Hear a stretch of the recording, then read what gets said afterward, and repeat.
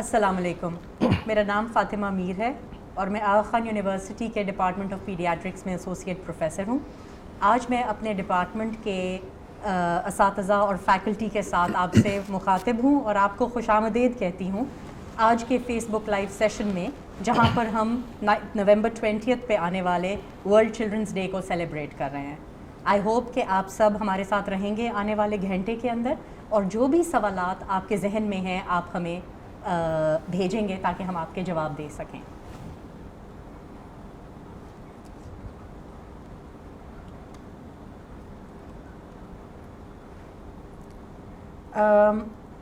पहला वाला सवाल आपकी तरफ से है कि मेरे बेटे को नमोनिया होता है जो कि बार बार होता है और उसके लिए मुझे क्या करना चाहिए।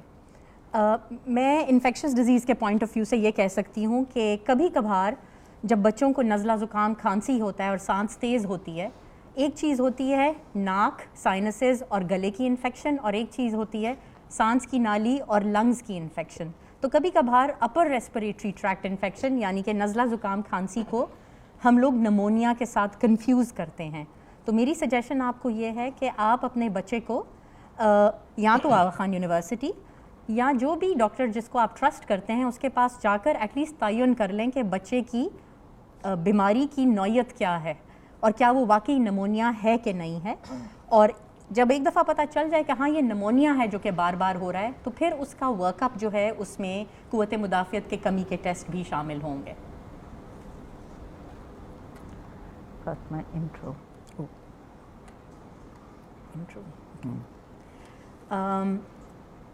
इससे पहले कि मैं और सवालात की तरफ जाऊं, मैं अपने रिस्पेक्टेड पैनल का इंट्रोडक्शन करवाना चाहूँगी। मैं रिक्वेस्ट करूँगी डॉक्टर दानिश को कि अपने आप को इंट्रोड्यूस करें। अस्सलाम वालेकुम, मेरा नाम डॉक्टर दानिश अब्दुल अजीज़ है। मैं यहाँ असिस्टेंट प्रोफेसर हूँ पीडियाट्रिक डिपार्टमेंट में। मैं जनरल पीडियाट्रिशियन हूँ और मेरा स्पेशल इंटरेस्ट है रेस्पिरेटरी डिजीज़ के अंदर। डॉक्टर सुहेल। अस्सलाम वालेकुम, मेरा नाम डॉक्टर सुहेल है। मैं छोटे बच्चों का सर्जन हूँ। बस ये इंट्रोडक्शन। प्रोफेसर शनाज। अस्सलाम वालेकुम जी, मेरा नाम डॉक्टर शनाज इब्राहिम है और मैं यहाँ पे बच्चों के दिमागी अमराज की स्पेशलिस्ट हूँ। अस्सलाम वालेकुम, मेरा नाम डॉक्टर शाजिया मोहसिन है और मैं बच्चों के दिल की डॉक्टर हूँ। अस्सलाम वालेकुम, मेरा नाम साइमन डिमास है और मैं छोटे बच्चे नौमौलूद बच्चों के साथ काम करता हूँ। हमारा एम ये है कि आज हम मुख्तलिफ सब स्पेशलिटीज़ जो कि डिपार्टमेंट ऑफ पीडियाट्रिक्स में मौजूद हैं, हम आपको अपनी डिफरेंट सब स्पेशलिटीज़ के हिसाब से आपके सवालात का जवाब दे सकें। ये जो निमोनिया वाला सवाल था इसके बारे में मैं भी कुछ कहना चाहूँगी दिल के हवाले से। बहुत सारे बच्चे होते हैं जिनको बार बार सीने का इन्फेक्शन, जिनको बार बार निमोनिया की शिकायत के साथ जो दाखिल होते हैं, जिनका वज़न नहीं बढ़ता है, जो दूध पीने में भी उनको ट्रबल होती है। तो ऐसे बच्चों को कभी दिल के अमराज भी होते हैं, तो उसको भी रूल आउट करना चाहिए। जो भी पीडियाट्रिशियन है या जो डॉक्टर है, अगर उनको बच्चों के दिल में से कोई ऐसी आवाज़ आती है जो उन्हें लगता है कि वो दिल की आवाज़ से मुख्तलिफ है, या उनको कोई रीज़न वजह नहीं मिलती कि बार बार उसको सीने का इन्फेक्शन क्यों हो रहा है, तो मैं सजेस्ट करूँगी कि ज़रूर दिल के डॉक्टर को भी दिखाया जाए और इस चीज़ को नज़रअंदाज ना किया जाए।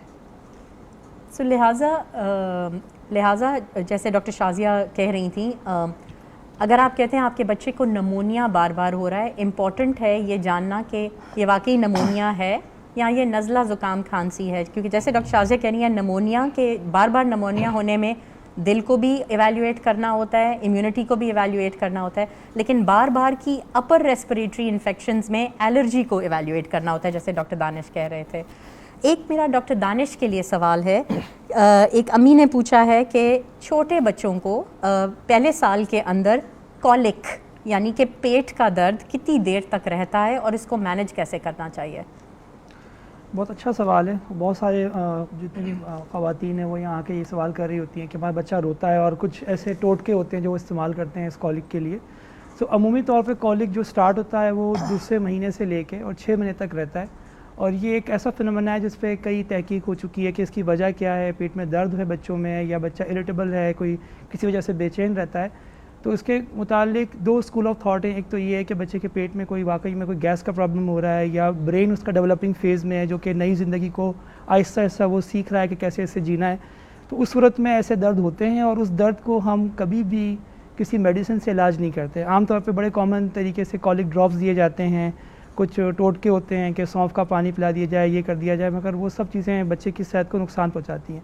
तो उसका बेहतरीन इलाज ये है कि उसमें बच्चे को डिफरेंट स्ट्रेटजीज़ होती है, जिसमें पोजीशन और पोस्चर से मैनेज करना, कुछ पेन किलर से मैनेज करना और कोशिश करना कि वो तमाम चीज़ें जो कि आउट ऑफ द बॉक्स या वो प्रैक्टिस जो कि मेडिसिन में नहीं है, मेडिकल साइंस में नहीं है, वो ना किया जाए।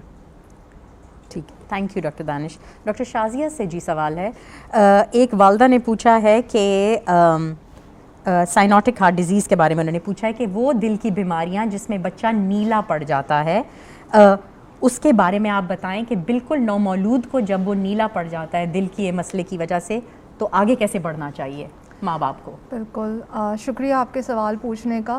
तो दिल की बीमारियां जैसे दो तरह की होती हैं, एक में बच्चे नीले होते हैं और एक में सांस का इन्फेक्शन, सांस की तकलीफ़ होती है।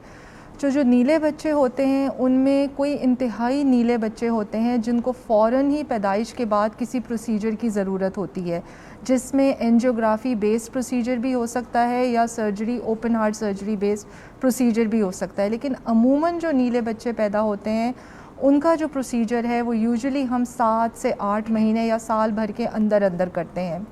जहाँ तक उनकी नशो नुमा का ताल्लुक़ है, बहुत सारे पेरेंट्स ये सवाल पूछते हैं कि आप 8 महीने या 10 महीने तक इसकी सर्जरी करेंगे तो इसका वज़न सही बढ़ेगा, इसकी जहनी नशो नुमा सही होगी। तो बिल्कुल, जब उनकी सर्कुलेशन बैलेंस्ड होती है, उनका नीलापन बहुत इंतहाई दर्जे तक नहीं होता, तो उनकी नशो नुमा पे कोई असर नहीं पड़ता, उनका वज़न भी सही बढ़ता है और उनका जहन भी सही होता है। सिर्फ़ एक उनको फौलाद की कमी, आयरन की कमी होती है, जिसमें हम उनको आयरन साथ में देते हैं। डॉक्टर शाजिया, कोई ऐसा नीले होने वाला दिल का कंडीशन है जो कि बग़ैर सर्जरी के ठीक हो जाए? ऐसी कोई कंडीशन नहीं है नीले होने वाली जो बग़ैर सर्जरी के सही हो जाए। हाँ, जो सिर्फ दिल के सुराख होते हैं जिनमें नीलापन नहीं होता, वो कभी कभी अल्लाह ताला उसके इर्द गिर्द एक पर्दा बना देते हैं कि वो ख़ुद से बंद हो जाता है, लेकिन जो नीलेपन वाली बीमारी है वो ख़ुद से ठीक नहीं होती। प्रोफेसर शहनाज इब्राहीम से जी एक सवाल है एक वालदा का कि बच्चों में माइग्रेन की वजह क्या होती है और इसका इलाज कैसे करना चाहिए? शुक्रिया फ़ातिमा।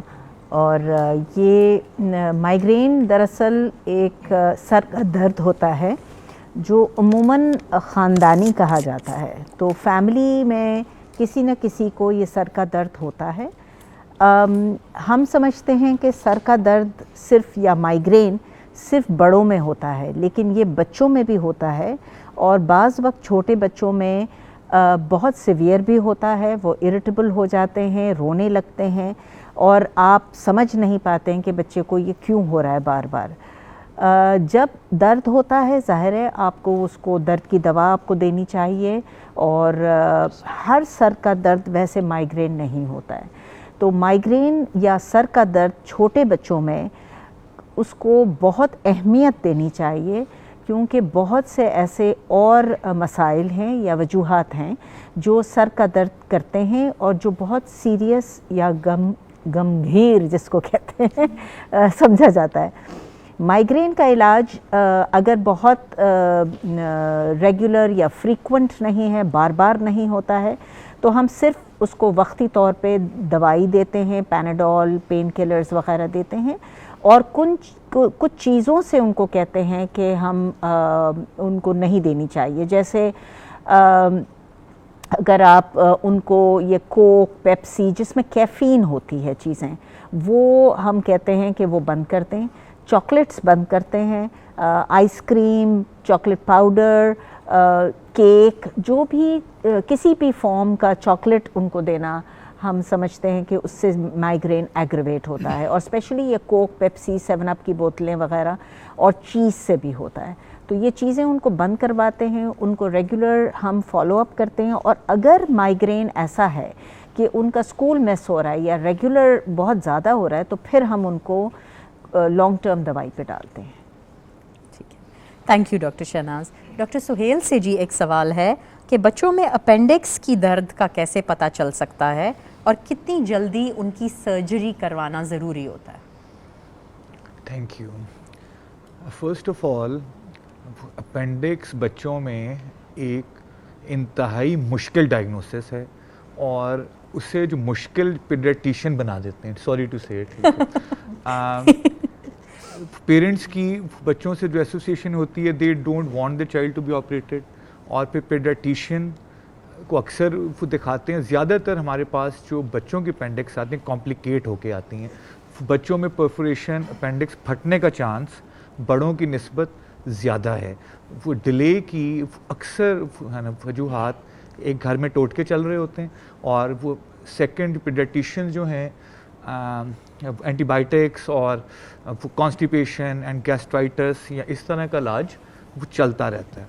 और सुहेल, क्या सॉरी मैं आपको कट करूंगी, क्या अपेंडिक्स का दर्द नॉन स्पेसिफिक पेट के दर्द से कुछ मुख्तलिफ होता है? अपेंडिक्स का the non specific abdominal pen जो है, this is diagnosis of exclusion, ठीक। यानी आपने अगर बाकी चीज़ें एक्सक्लूड कर दी हैं, इसको मैं इस तरह बताना चाहूँगा कि जो बच्चे भी पेट की दर्द के साथ हॉस्पिटल में आते हैं, 100 में से 33 अप्रॉक्सीमेटली 1/3 हैव एक्यूट अपेंडिसाइटिस। इतना हाई इंसिडेंस है इसका। और जो रिमेनिंग 1/3 हैं, दे हैव आइदर कॉन्स्टिपेशन और यूरिनरी ट्रैक्ट इन्फेक्शन। इसके अलावा जो थर्ड ग्रुप है, which is non specific abdominal pain, usually ये हमारा फर्स्ट डायग्नोसिस बनता है।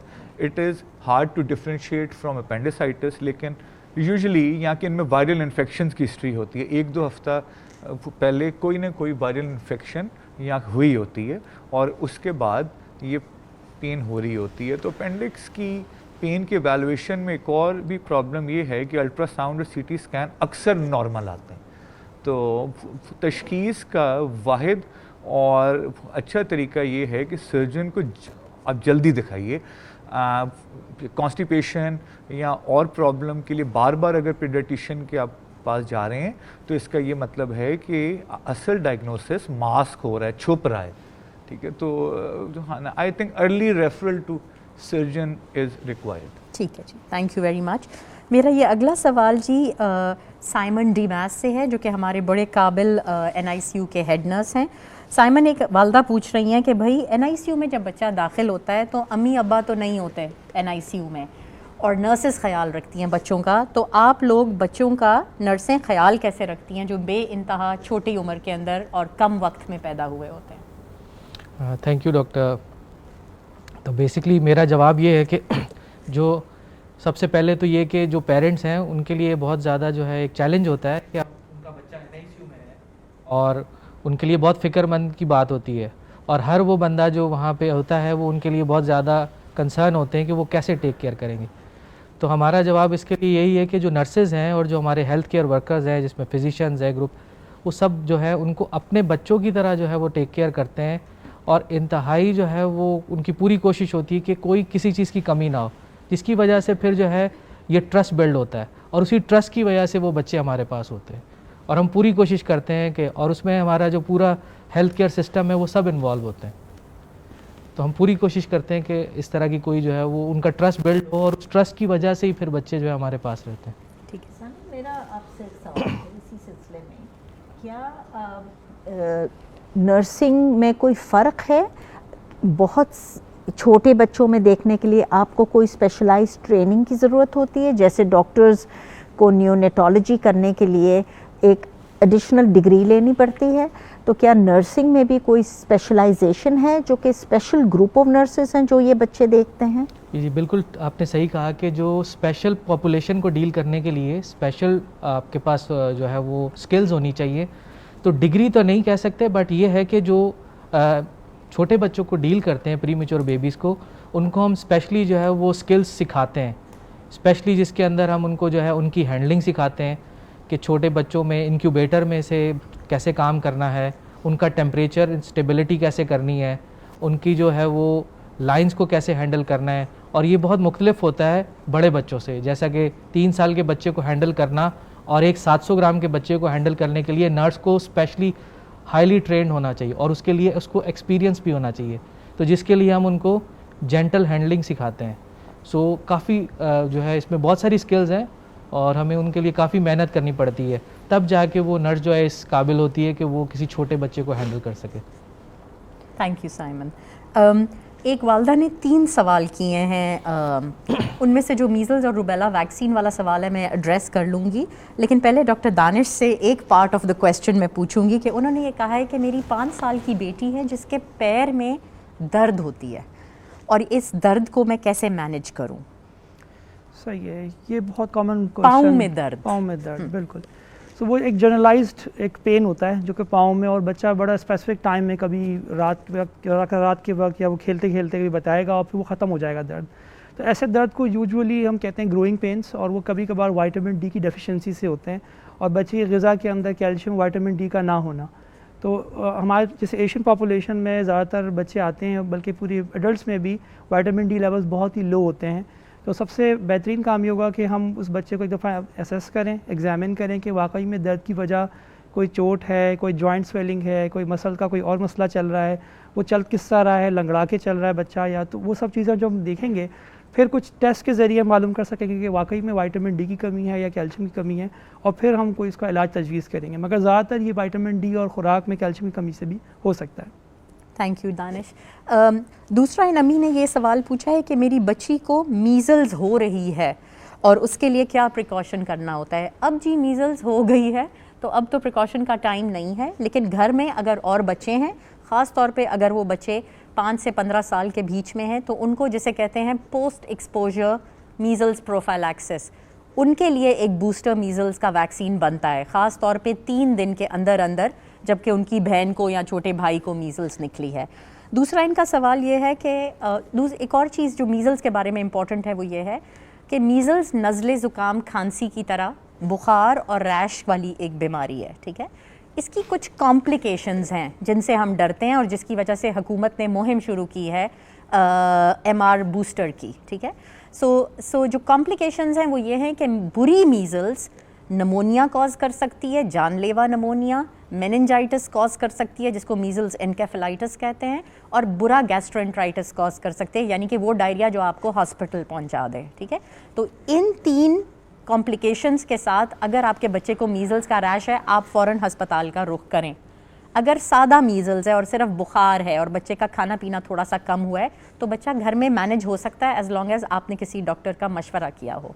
जो माँ बाप परेशान हैं कि हमारे बच्चे को सारी मीज़ल्स की वैक्सीन्स लगी हुई हैं, उनकी किताब, उनके हिफाजती टीकों के किताबचे के हिसाब से, और ये अब हुकूमत वाले एक ठुसा रहे हैं हमारे ऊपर एक एक्स्ट्रा MR वैक्सीन, तो बस इम्पॉर्टेंट बात आपके जानने के लिए ये है कि हुकूमत का ये कदम एक बहुत मुस्बित कदम है, बिकॉज़ ये एक अपॉर्चुनिटी है कि जिन लोगों ने नहीं वैक्सीनेशन मीज़ल्स की ली उनकी कैचअप वैक्सीनेशन हो, और जिन्होंने ले ली है उनके लिए ये एक एक्स्ट्रा बूस्टर वैक्सीन हो जो कि उनकी एंटीबॉडीज़ को सिर्फ बढ़ाएगी और उनकी प्रोटेक्शन को बढ़ाएगी। तो इससे डरें मत। जो माँ बाप जो कहते हैं उनके बच्चों को एग एलर्जी है या उनको जब भी पुराने वक्तों में मीज़ल्स लगा है तो उनको एक एलर्जिक रिएक्शन हुआ है, आप स्कूल से कर सकते हैं रिक्वेस्ट कि हम लोग ये जाकर हॉस्पिटल में लगवा लेंगे। इन्हीं वालदा ने ये भी सवाल पूछा, there were 4 components to the question कि आगा खान में अवेलेबल है MR वैक्सीन। हाँ जी अवेलेबल है, लेकिन स्कूल की वैक्सीनेशन मुहिम में हिस्सा लें और स्कूल के प्रेमिसेस के ऊपर वैक्सीनेशन लगने दें, अनलेस के आपके स्ट्रिक्ट रिजर्वेशंस हैं, जिस केस में आप अपने डॉक्टर से लेटर लिखवा सकते हैं। फातिमा, मैं इस पे दोबारा कहना चाहूँगी कि ये मीज़ल्स और रूबेला वैक्सीन इंतहाई ज़रूरी है, क्योंकि मीज़ल्स सिर्फ अक्यूटली बहुत सिवियर मॉर्बिडिटी और मोर्टेलिटी जिसको कहते हैं कि मौत वाक़ हो सकती है करता है। इसके अलावा कुछ बीमारियां ऐसी हैं जो बच्चों में 10 साल बाद होती हैं, और वो दिमाग की बीमारी है मीज़ल्स की वजह से, जिसका कोई इलाज नहीं है। और वो हम बहुत देखते हैं, स्पेशली जब मीज़ल्स की एपिडेमिक होती है तो उसके 3-4 साल बाद आप बच्चे देखना शुरू करते हैं जो कि मिर्गी में फिर उनको मिर्गी शुरू हो जाती है, और फिर वो बच्चे इवेंचुअली 2-3 साल में उनकी ज़िंदगी आगे नहीं चल पाती। तो ये बहुत ही ख़तरनाक किस्म की बीमारी है, और खुदारा वैक्सीन करें। और रूबेला जो है लड़कियों को ख़ास तौर पे लगाना बेहद ज़रूरी है। और चाहे लगा हुआ हो या ना लगा हुआ हो प्लीज़ लगाएं। स्पेशली 10 साल की लड़कियां, 12 साल की लड़कियां, 15 साल की लड़कियां, क्योंकि अगर प्रेगनेंसी में रुबेला हो जाएगा तो वो बच्चा बहुत ही हैंडीकैप्ड होगा, उसको बहुत प्रॉब्लम्स होंगे, दिल के प्रॉब्लम्स होंगे, उसको आँखों के मसले होंगे और उसका दिमाग जो है वो सिकुड़ा हुआ होगा। तो ये सब मसाइल को आप लोग समझें कि ये कोई ये गवर्नमेंट बिला वजह कोई वैक्सीनेशन का मुहिम नहीं चलाती है। ये इंतहाई ख़तरनाक बीमारियां हैं पोलियो की तरह, जो कि आपको जिसमें हिस्सा लेना चाहिए बढ़ चढ़ के। Thank you doctor Shahnaz. हम जितना भी वैक्सीन्स की एडवोकेसी करें department of paediatrics Aga Khan के तरफ से वो कम है। एक सवाल जी, मेरा नेक्स्ट सवाल जो है उसका एक हिस्सा दानिश के लिए है और एक हिस्सा सुहेल के लिए है। एक वालदा ने लिखा है कि मेरा बच्चा 12 साल का है और अभी भी वो बिस्तर में पेशाब करता है और इसकी क्या वजह है, इसका मैं कंट्रोल कैसे कर सकती हूँ, क्या मुझे सर्जन को दिखाना होगा? तो बड़ा इंटरेस्टिंग क्वेश्चन है। हमें इसे नॉक्टर्नल एन्यूरिसिस कहते हैं अपनी ज़बान में, और ये यूजुअली ख़ानदानी होता है, फैमिली में रन करता है, और इसका कुछ स्टेप्स में हमें इलाज करना पड़ता है और कुछ तशख़ीस के लिए टेस्ट करवाने पड़ते हैं, जिसमें बेसिक टेस्ट आपका एक सिंपल यूरिन DR होता है, जिससे हमें मालूम पड़ जाएगा कि वाकई में कोई ऐसी बीमारी है जिसमें कोई हार्मोन्स का इशू चल रहा है या कोई और मसले मसाइल हैं, या इस बच्चे को एक जो प्रॉब्लम चल रहा है जो ख़ानदान में रन होता है वो इसको चल रहा है। और फिर उसकी कुछ थेरेपी जो कि बिहेवियरल थेरेपी होती है, जो हम पहले इंटरवेन करते हैं, अगर वो बिहेवियर थेरेपी कामयाब हो जाती है तो फिर उसको हम बच्चे को उस फॉलोअप पे देख रहे होते हैं। अगर नहीं होती तो फिर हमें कुछ मेडिसिन देनी पड़ जाती हैं, मगर पहले कि कोई और बीमारी ना हो जिससे बच्चे को ये प्रॉब्लम हो रहा है। कभी यूरिन के इन्फेक्शन होते हैं जो कि हिडन होते हैं, बच्चे को मालूम नहीं होता, और उसको भी तशख़ीस की ज़रूरत है ताकि हम उसको भी देख सकें। तो सर्जन में यूजुअली तब बारी आती है जब कोई हमें रिफ्लक्स मिलता है या कोई ऐसी बनावटी मसले मसाइल चलते हैं यूरिन के ट्रैक के अंदर या किडनीज़ के अंदर, जिसके बारे में डॉक्टर सुहेल आपको अच्छा बताएंगे। Thank you. नॉक्टर्नल यूरिया, रात को सोने में पेशाब निकल जाना, इसमें first of all doctor Danish ने बिहेवियर थेरेपी का, इसमें अलार्म थेरेपी है एक, कि उसमें बच्चे के रात में एक फ़िक्स टाइम पे अलार्म वो लगाते हैं, ठीक है, और टू मॉडिफाई द बिहेवियर। और उस वक्त जब बच्चे को उठा के वॉशरूम लेके जाते हैं, he is asked to pee, और या उसको ये जब चीज़ रिपीट होती है तो ब्लैडर की जो कोऑर्डिनेशन है वो इम्प्रूव हो जाती है। हमें एक वर्ड में यूज़ करूँगा, टेमिंग। वो जंगली जानवरों को सुधारा जाता है, वो उसे टेमिंग कहते हैं। इसी तरह ब्लैडर की जब कोऑर्डिनेशन आपकी ख़राब हो जाए, we have to tame it, और इसके लिए बड़ी मेहनत की ज़रूरत होती है। First of all we have to exclude the organic causes, कि कोई इन्फेक्शन ना हो, कि रिफ्लक्स ना हो, या कॉन्स्टिपेशन ना हो, या कोई डायबिटीज़ इंसिपिडस ना हो, या और कोई इशू ना हो। ये सारी चीज़ें सॉर्ट होने के बाद we have to improve the coordination.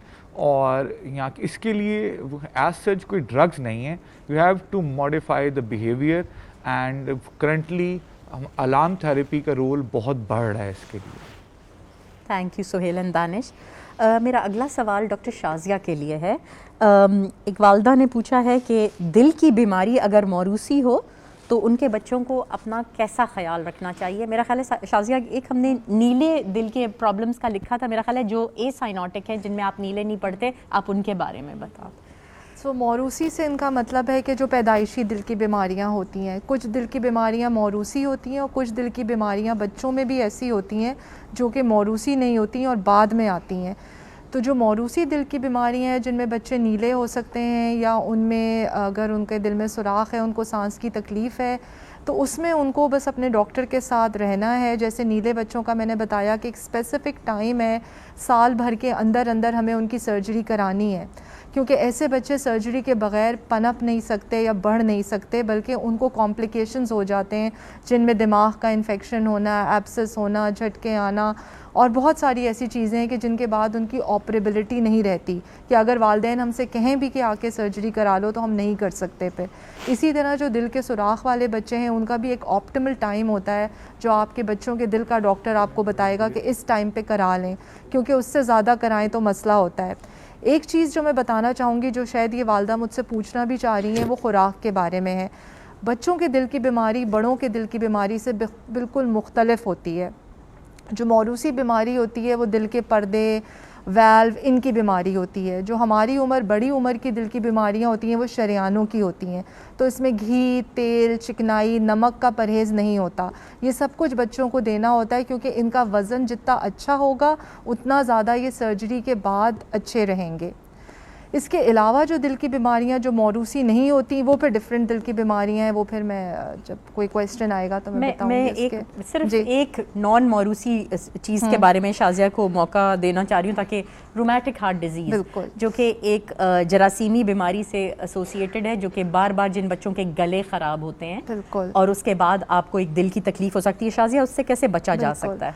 ये बहुत ज़्यादा इम्पॉर्टेंट क्वेश्चन भी है, और हमारा एक काफ़ी ज़्यादा बर्डन है इस डिज़ीज़ का हमारी सोसाइटी के ऊपर, क्योंकि ये उन इलाकों में ज़्यादा होती है जहाँ पे गरीब लोग हैं या बहुत ज़्यादा वेल टू डू नहीं है, एक कमरे में बहुत सारे लोग रह रहे हैं, हाइजीन का इतना ज़्यादा इंतज़ाम नहीं हो रहा। इसमें होता है कि बच्चों के गले में इन्फेक्शन होता है, बुखार आता है, और वो जरासीम इनके दिल में जाके बैठ जाते हैं।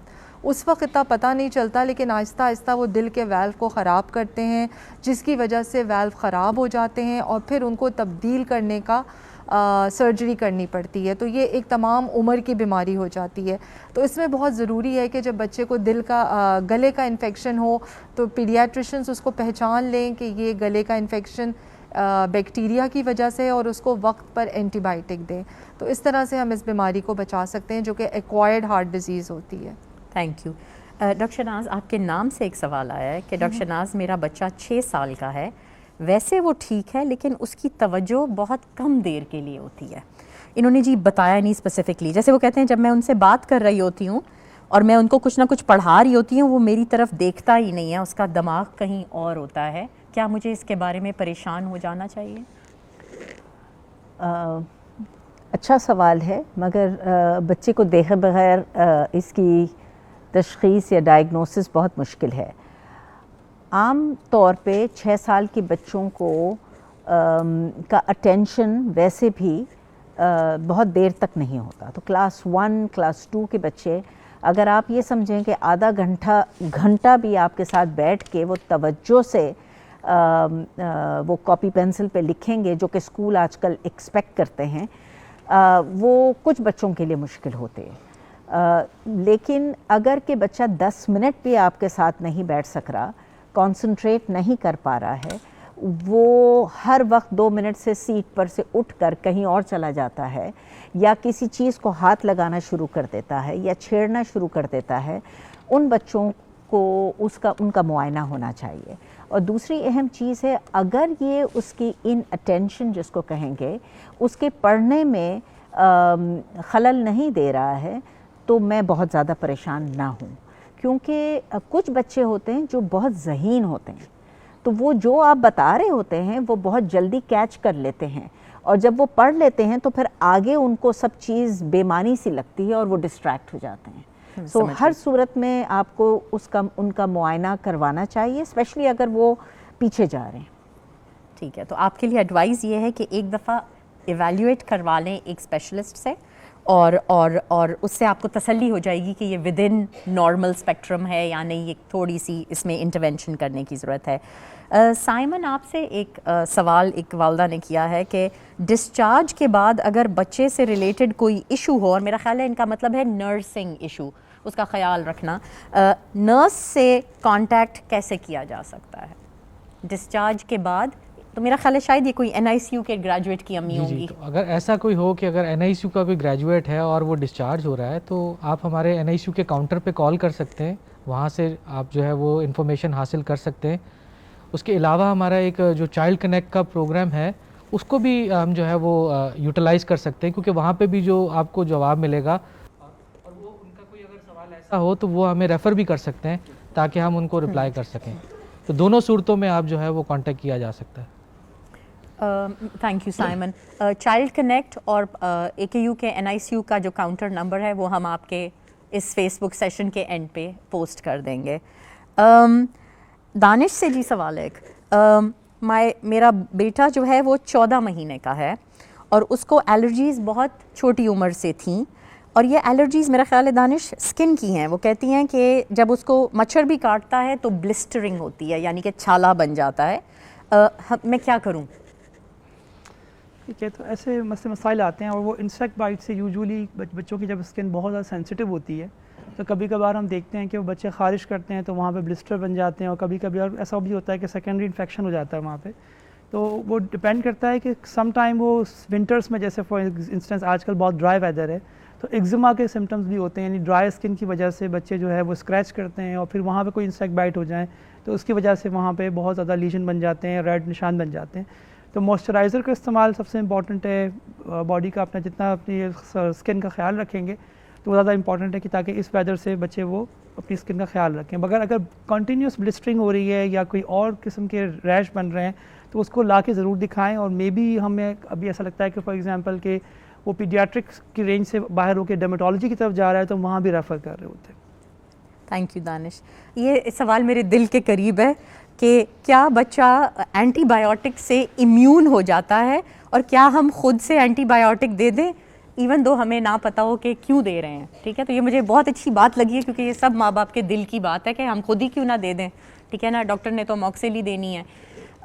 तो आप लोगों के लिए ये इम्पॉर्टेंट है जानना कि अब दुनिया भर में जो भी जरासीमी बीमारियां हैं वो वक्त के साथ ज़्यादा से ज़्यादा रेजिस्टेंट टू कॉमन एंटीबायोटिक्स हैं। तो बच्चा तो आपका इम्यून नहीं हो रहा एंटीबायोटिक को, लेकिन जरासीम डेफिनेटली इम्यून हो रहा है एंटीबायोटिक को। और जरासीम को मारना अब सादी एंटीबायोटिक से हम खुश होते हैं अगर कोई हमें ऐसा सादा जरासीम मिल जाए। अब सारे चालाक जरासीम हमें मिल रहे हैं अस्पतालों में ख़ास तौर पे। तो माँ बाप से ये इल्तमास है कि जनरली वायरल इन्फेक्शंस जो होती हैं, दानिश और मैं जो रेस्पिरेटरी इन्फेक्शंस देखते हैं, वायरल इन्फेक्शंस, नज़ले ज़ुकाम, खांसियाँ जनरली 3 से 5 दिन में ख़ुद ब खुद घरेलू टोटकों से ठीक हो जाती हैं। अगर आपके बच्चे को बुखार और आपके बच्चे को नज़ला ज़ुकाम, खांसी या तेज़ सांस छठे दिन तक जाता है और बच्चा बेहतरी की तरफ नहीं जा रहा, तो फिर डेफिनेटली डॉक्टर के पास जाएं ये देखने के लिए कि उसको एंटीबायोटिक की ज़रूरत तो नहीं है। दूसरा, जैसे डॉक्टर शाजिया कह रही थी, गला ख़राब, और हमें पता है कि हम ज़रा ख़राब गले से थोड़ा सा घबराते हैं। बेशक छठे दिन तक ना जाएं, दूसरे या तीसरे दिन तक जाकर गला दिखा दें ताकि डॉक्टर ये फ़ैसला कर ले कि एंटीबायोटिक देने की ज़रूरत है कि नहीं है। तो एंटीबायोटिक्स की डिसीजंस प्लीज़ ख़ुद मत लिया करें, क्योंकि एंटीबायोटिक्स किस जरासीम के लिए इस्तेमाल हो रही हैं, जिस्म के किस अज़ू के लिए इस्तेमाल हो रही हैं, हर सिचुएशन डिफरेंट होती है। इसलिए डॉक्टर की एडवाइस लें जिस डॉक्टर पे आप ट्रस्ट करते हैं। मेरा ये ख्याल है जी कि मैं एक और सवाल भी है, ठहर जाएं। ओके, ये जी सुहेल के लिए सवाल है। मेरे बेटे के पेट पे एक स्वेलिंग है और लोग कहते हैं कि ये हर्निया है। ठीक है, क्या बच्चों को हर्निया हो सकता है और इसका क्या इलाज है और इसके क्या सिम्टम्स हैं? मेरा ख्याल है सुहेल आप अम्बिलिकल और इंग्वाइनल के बारे में बता दें तो। जी, स्वेलिंग बिल्कुल हर्निया हो सकती है। हर्निया सबसे कॉमन डायग्नोसिस है और unfortunately we have no registry in Pakistan. हमारा पास जो डेटा है वेस्टर्न है, 100 में से 1 से 3 बच्चों को हर्निया होता है। अब ये हर्निया जो पेट पे स्वेलिंग है, नाफ का हर्निया भी हो सकता है, अम्बिलिकल हर्निया भी हो सकता है और इंग्वाइनल हर्निया भी यहाँ हो सकता है। इसके अलावा जिन बच्चों के ऑपरेशन हुए हैं उन्हें इंसीजनल हर्निया भी हो सकता है, या फिर बाज़ हर्निया होते हैं मसल्स की वीकनेस की वजह से होते हैं, स्पाइजीलियन हर्नियाज यहाँ के होते हैं। फर्स्ट ऑफ ऑल आपको दिखाना चाहिए किसी सर्जन को। नाफ का अगर हर्निया है तो उसके लिए usually we wait, we don't operate. Most of the cases खुद ही सही हो जाते हैं within 2 to 5 years of age. इसमें भी कोई कंसेंसस नहीं है, लेकिन usually we wait for 5 years of age. Wait का कोई नुकसान नहीं है क्योंकि नाफ का हर्निया वो हर्निया है जो फंसता नहीं है, कोई एमरजेंसी सिचुएशन डेवलप नहीं होती। इसके अलावा इंग्वाइनल हर्नियाज हैं, अगर नाफ के नीचे हर्निया हैं तो फिर उनका ऑपरेशन होना चाहिए। यू शुड नॉट वेट, ठीक है, क्योंकि उन हर्निया में स्ट्रैंगुलेशन का या ऑब्स्ट्रक्शन का फंसने का चांस ज़्यादा है। तो should not wait, consult a surgeon. Suhail, एक थोड़ा सा ये भी बता दें कि जो बच्चे खांसी करते हैं और स्क्रोटल एरिया में या ग्रॉइन में स्वेलिंग बनती है उस खांसी से, उसके बारे में माँ बाप को कितनी जल्दी सर्जन को दिखाना चाहिए? ओके, जो भी ऐसी एक्टिविटी है जिससे पेट के अंदर प्रेशर इंक्रीज होता है, वो चाहे खांसने में हो, वो रोने में हो, वो हंसने में हो, या कॉन्स्टिपेशन की वजह से हो, उसमें हर्निया उभर के आते हैं सामने, क्योंकि हर्निया ऑलरेडी पट्ठों की वीकनेस की वजह से होते हैं, और पेट के अंदर जब भी प्रेशर इंक्रीज होगा ये स्वेलिंग इंक्रीज होगी, और डॉक्टर को दिखाना चाहिए, should not wait. Thank you. मेरा अगला सवाल प्रोफेसर शहनाज से है। मेरी बच्ची को मिर्गी है, ख़ास तौर पे जब वो सोती है उसको 3 से 4 दफ़ा झटके आते हैं।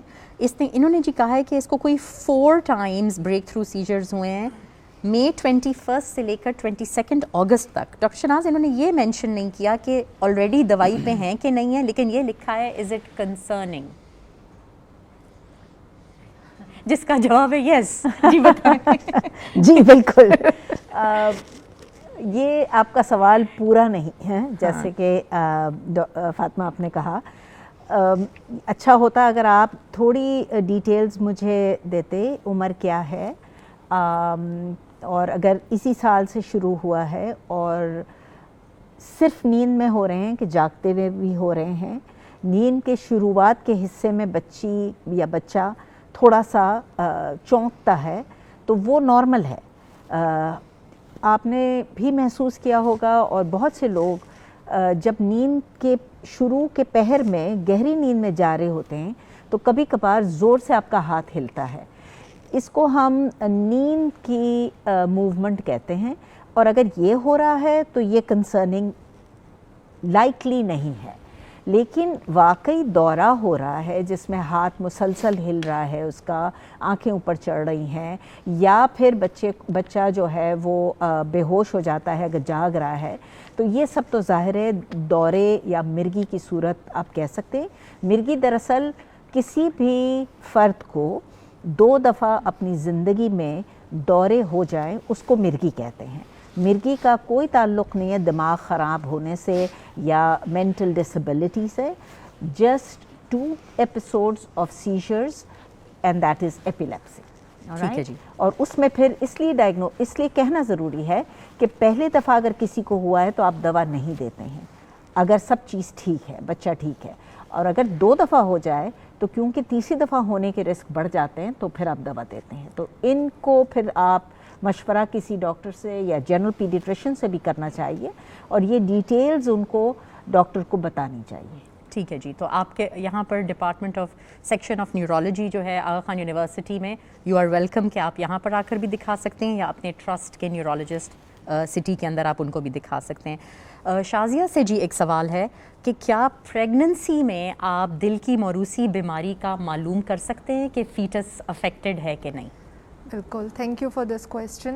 बिल्कुल हम कर सकते हैं। दिल जो होता है वो पहला ऑर्गन होता है जिस्म का जो मुकम्मल तौर पे बन जाता है। तो हम प्रेग्नेंट फ़ीमेल्स का 16वें 18वें हफ्ते पे मुआयना करके, जिसमें हम एको करते हैं बच्चे का दिल का, जब वो माँ के पेट के अंदर होता है, उससे बिल्कुल पता चल जाता है कि उसको कोई मर्ज़ है कि नहीं है। अब सवाल ये पैदा होता है कि किन का करना चाहिए, क्या सारी ख़वातीन का करना चाहिए? नहीं, सिर्फ उन ख़वातीन का जिनको पहले से डायबिटीज़ है, शुगर की बीमारी है। एक डायबिटीज़ होती है जो प्रेगनेंसी में होती है, वो फर्स्ट ट्राइमेस्टर के बाद होती है उसमें, और दिल जो होता है वो पहले 3 महीने के अंदर बन चुका होता है, तो उसमें कोई इंडिकेशन नहीं है। लेकिन अगर पहले से डायबिटीज़ है, उसमें है, आपके किसी और बच्चे को अगर दिल की बीमारी थी, या ख़ानदान में किसी और बच्चे को जिसको बचपन से दिल की बीमारी थी, उनको कर सकते हैं। या अगर मदर कुछ ऐसी दवाएं ले रही हैं जो बच्चों के दिल पे इफ़ेक्ट कर सकती हैं उसकी बनावट को, उन मदर्स को लेना चाहिए। या कुछ मदर्स को ऐसी बीमारी होती है जिसको हम SLE कहते हैं, उसमें बच्चों के दिल के तार मुतासर हो सकते हैं, उन मदर्स का फ़ीटल एको करना चाहिए। और ये सहूलियत हमारे पास यहाँ मौजूद भी है आगा खान अस्पताल में, और हम ये करते भी हैं यहाँ पर।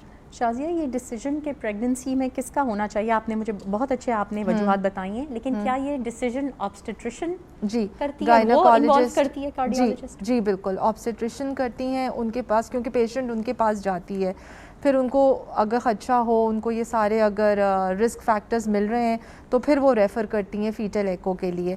कभी ये सारे रिस्क फैक्टर्स नहीं भी होते, लेकिन जो एक एनॉमली स्कैन होता है जो कि गायनेकोलॉजिस्ट करती हैं, उसके अंदर अगर उन्हें दिल की बनावट सही नज़र नहीं आ रही, कोई चेम्बर सही नज़र नहीं आ रहा, तो फिर वो हमारे पास रेफ़र करती हैं। असल में एक्चुअली डॉक्टर फ़ातिमा, अगर आप देखें ना कि जब दिल बनता है तो वो एक ट्यूब होती है जो अपने अंदर बड़ी होती है, फिर वो रोटेट होती है। तो ये दिल बनाने वाले अल्लाह ताला हैं, तो इतने कम डिफेक्ट्स होते हैं कि जैसे 1000 में से 8 बच्चों को है। लेकिन it is so fascinating if you look at the embryology of heart कि अगर हम लोग बना रहे होते या कोई मशीन बना रही होती तो धड़ाधड़ दिल की बीमारियाँ निकल रही होती। तो ये काफ़ी पेचीदा मरहला है जो दिल बनने का है। लेकिन अब प्रीनेटल स्क्रीनिंग अवेलेबल है, बिल्कुल आगा खान में है, भी आगा और खान में। कराची में भी। बिल्कुल अच्छा जी, सुहेल से जी सवाल है कि मेरे बेटे को अभी 4 साल का है, लेकिन इसको पैदाइश से टंग टाई यानी कि ज़बान के नीचे गिरा है। वो बोलता बहुत फ्लुएंटली है, तो अगर वो सही बोलता है, क्या ये गिरा मुझे सर्जिकली ठीक करने की ज़रूरत है? एक लाइन में जवाब है बिल्कुल भी नहीं, ठीक है जी। और ज़ुबान के 3 काम होते हैं। फर्स्ट ऑफ ऑल बोलना, नंबर 2 निगलना, स्वॉलोइंग, एंड नंबर 3 मुंह की सफाई। आपका बच्चा बहुत फ्लुएंटली बोलता है, एक चीज़ आपने देखनी है, वो वर्ड्स जिसमें ज़ुबान ऊपर जाके तालू के साथ टच होती है, हार्ड पैलेट के साथ, वो कितना फ्लुएंटली वो वर्ड्स बोलता है। और इसमें सबसे कॉमन वर्ड अल्लाह है, ठीक है, कि इसमें आपकी ज़ुबान की नोक ऊपर जाके हार्ड पैलेट के साथ और टच होती है। यहाँ अगर इस तरह के वर्ड्स भी फ्लुएंटली बोल रहे, बिल्कुल भी ज़रूरत नहीं है। ठीक है, थैंक यू। एक सवाल जी, ये मैं ही देख लेती हूँ। सवाल ये है कि नियोनेट्स यानी कि नौमौलूद बच्चों में सेप्सिस की क्या वजह है पैदाइश के बाद? जो बच्चा बीमारी पैदा होते ही पहले 3 दिनों में उसको या बुखार हो, या नौमौलूद हो के वो बेइंतहा ठंडा पड़ जाए, या फिर वो जो 3-4 काम जो नौमौलूद करते हैं, रोना, पिशी करना, पॉटी करना, दूध पीना, माँ के ब्रेस्ट से लैच होना, ये चीज़ें ये बहुत सुस्ती से करता है। तो हम लोग हमेशा समझते हैं कि ये अर्ली ऑनसेट सेप्सिस है। अर्ली ऑनसेट सेप्सिस का ये मतलब है माँ को कोई इन्फेक्शन थी बिल्कुल बच्चे की पैदाइश से पहले, जो कि बच्चे में ट्रांसमिट हुई है। तो याद रखें कि पहले 3 दिनों में जो बच्चा सुस्त होता है या जिसको बुखार होता है या जिसे हमें लगता है इन्फेक्शन है, ये इन्फेक्शन माँ के बर्थ कनाल से या माँ से ट्रांसमिट होती है। पहले 3 दिन के बाद, पहले 7 दिन में या पहले महीने में जो इन्फेक्शंस होती हैं वो हम कहते हैं एनवायरनमेंट से बच्चे को हुई है, गंदे हाथ लगने से, गंदे तरीके से उसका खाना या पानी बनाने से। साइमन भी आपको बताएंगे, जो बच्चे की नाफ होती है, कभी कभार हमारे मुल्क में नाफ काटने और नाफ बांधने के लिए हम साफ़ स्टेरलाइज चीज़ का इस्तेमाल नहीं करते। तो ये वो सारी गंदी प्रैक्टिसेस हैं जिनकी वजह से बच्चे की इन्फेक्शन, गंदा धागा आपने लगाया है, गंदी ब्लेड के साथ आपने अम्बिलिकस काटा है, ये सारी चीज़ें जिनसे स्किन के थ्रू, ब्लड वेसल के थ्रू इन्फेक्शंस बच्चों के अंदर जा सकती हैं। तो बच्चे का सेप्सिस यानी कि बच्चे की इन्फेक्शन पहले कुछ दिनों में माँ से आ सकती है, और बाकी 3 दिनों के बाद अगर उसको होती है तो फिर उसके केयर टेकर्स या फिर उसके इन्वायरमेंट से हो सकती है। इसमें doctor ji please Simon. Basically अगर ये इन्फेक्शन बहुत ज़्यादा बढ़ जाए तो हो सकता है कि आईसीयू की नीड भी पड़ सकती है। तो इसलिए कोशिश करें कि अगर आपको अर्ली कोई चीज़ समझ आ रही है और आप डिस्चार्ज लेके घर जा चुके हैं, तो आप प्लीज़ अपने डॉक्टर से या अपने न्यूनेटोलॉजिस्ट से ज़रूर कांटेक्ट करें, क्योंकि अगर इसकी सिवियरिटी बढ़ गई तो फिर आपको आईसीयू में बच्चों को रखना पड़ेगा। तो उसकी सिवियरिटी से बचने के लिए जल्द से जल्द जो है अपने डॉक्टर से रब्ता करें। छोटे बच्चे चाहे नौमौलूद हैं या चाहे वो 5 साल से कम है, उनकी सीरियस लाइफ थ्रेटनिंग इन्फेक्शंस में 3 इन्फेक्शंस हैं जिनसे हम घबराते हैं। नमोनिया, दिमाग की इन्फेक्शन यानी कि गर्दन तोड़ बुखार, या फिर बैक्टीरिया यानी कि खून में जरासीम का फैलना, जो कि सेप्सिस माना जाता है। दानिश के लिए 2 सवाल हैं। पहला सवाल जी ये है कि मैं अपने बच्चे को विटामिन डी खुद से दे सकती हूँ, और विटामिन डी के अलावा जो मल्टीविटामिन्स बच्चों की मिलती है, क्या मैं खुद से ओवर द काउंटर दे सकती हूँ कि नहीं?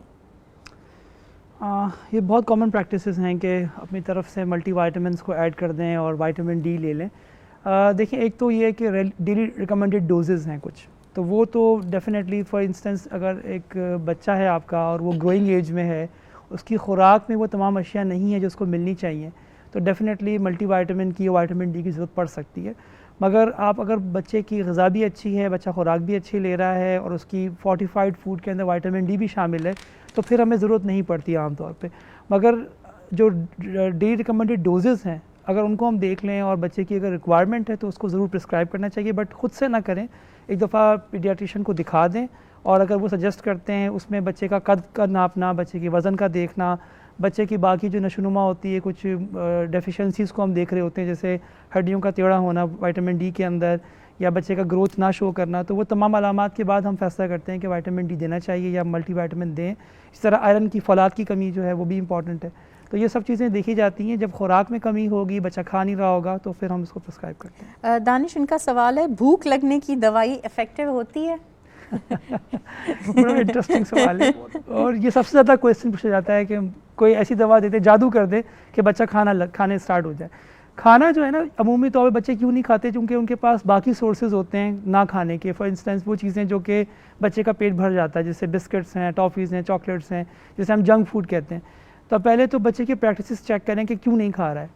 ना खाने की वजूहत में कभी कभार पेट में कीड़े होते हैं, वो भी एक वजूहत होती है जिससे बच्चा नहीं खाता।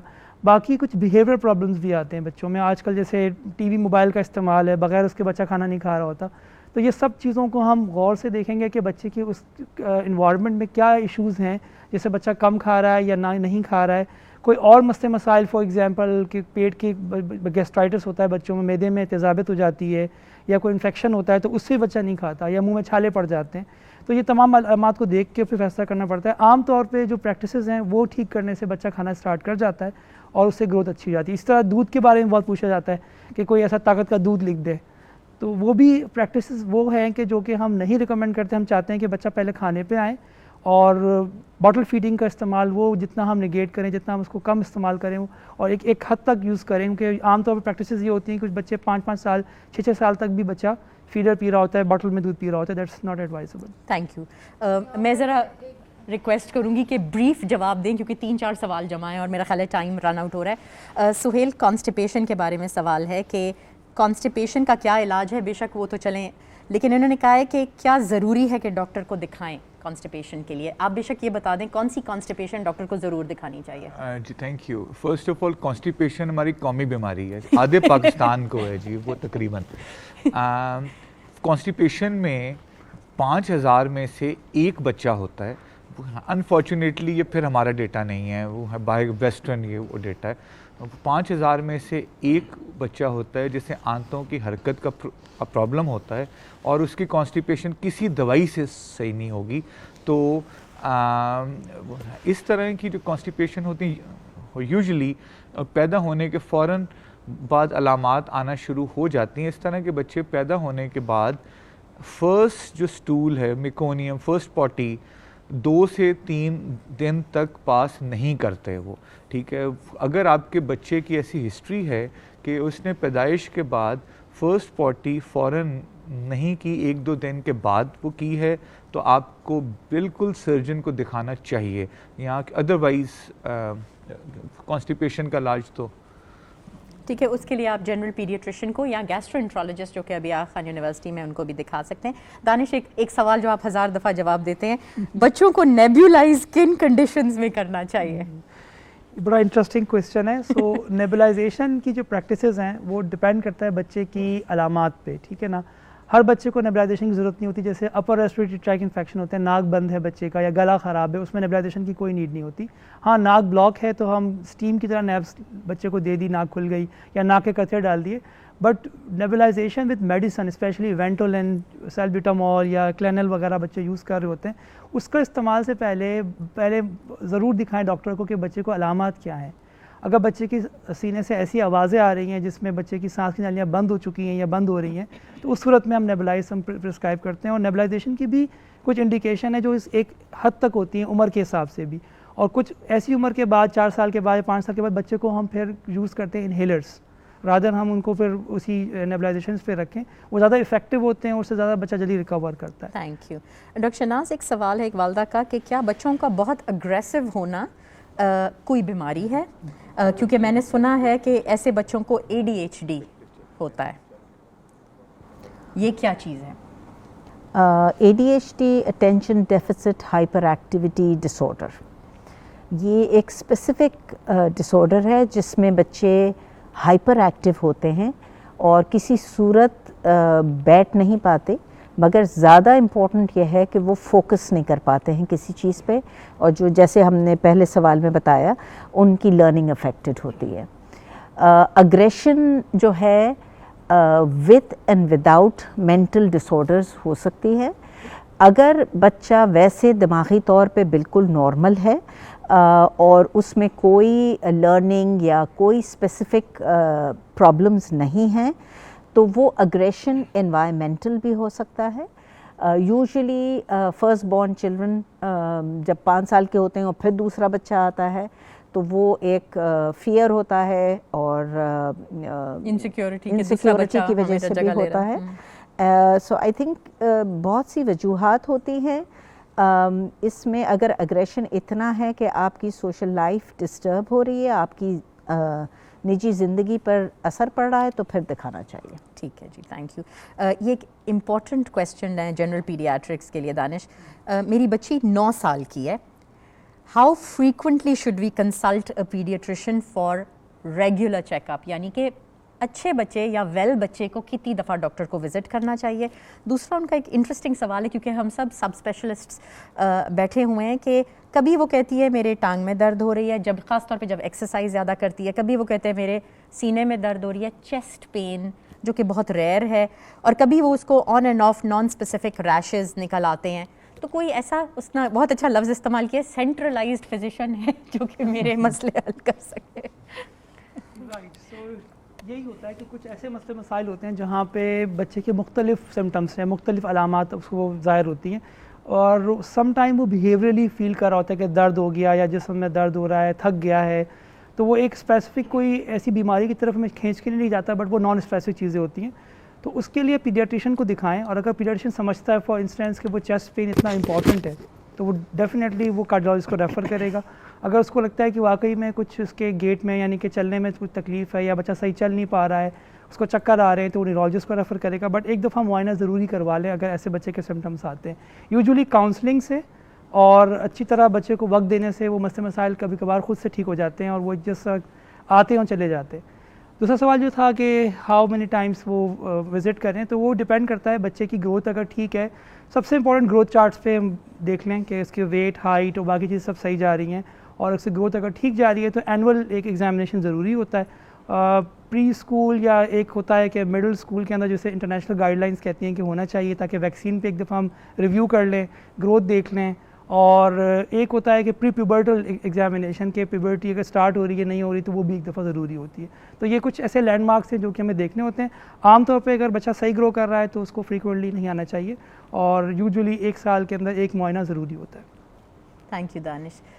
अभी जी जब तक दूसरा सवाल आता है, इस साल का जो इंटरनेशनल चिल्ड्रंस डे है या जो वर्ल्ड चिल्ड्रंस डे है, वो कोविड ने जैसे बच्चों की ज़िंदगियों में, जो बच्चे स्कूल जाते हैं उनकी लर्निंग को डिसरप्ट किया है, जो बच्चे स्कूल नहीं जाते उनके माँ बाप के रोज़े माश को अफेक्ट करके उनकी ज़िंदगी के मयार को अफेक्ट किया है।